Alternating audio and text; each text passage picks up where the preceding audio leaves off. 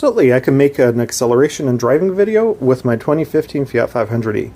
Now, beyond the audio system in the back, which ties in directly to the high voltage traction battery pack, the only changes I've done from a performance perspective are custom springs built by Forge to accommodate the extra weight, bigger roll bars, front and rear, and some additional suspension components to essentially handle the extra weight.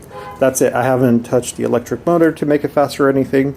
And before I do the driving video, I want to state that I have owned Dodge Vipers, leader bikes, V12 Mercedes, 67 Mustangs with 472 Caddy engines and so on, so I know what fast is. I'm not saying this is fast. What I will be saying though is that for a daily commuter, this has been my commuter for 6 years now, this is plenty fast, and it's actually zippy enough to get around traffic, and I have enjoyed this particular car as an electric vehicle more than any of the other vehicles I just mentioned, because it's the most practical and it's the easiest to drive, and of course allows me to do this. Right, so this is pretty straightforward. Start the car, and because it's electric, you don't even know that it's on. So using my dash pod, I can safely back up since I have no mirror because of the subwoofer wall.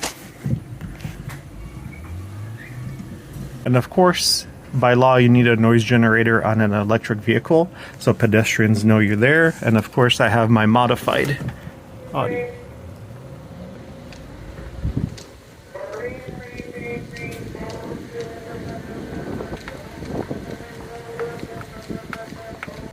Alright, so here's acceleration from 0.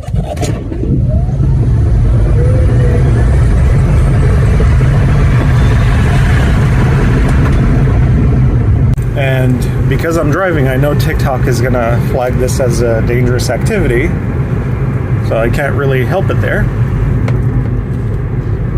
But again, I'll do an acceleration video here. Alright, from a dead stop, a little bit uphill, you could hear the tires spinning, traction control going off.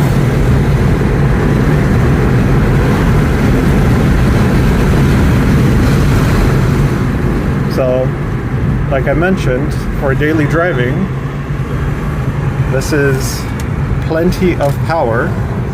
It's also great passing power at about city speeds. Again, just more driving here. So if we're going, let's say, 25 miles an hour and we need to pass someone, step on it, could get up to speed just like that. Again, very, very practical.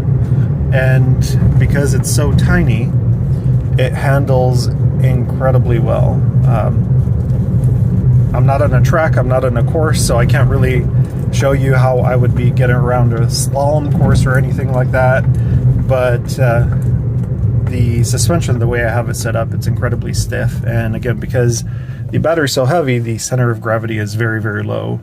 So driving this beyond the instant torque and acceleration is actually very, very easy and very fun.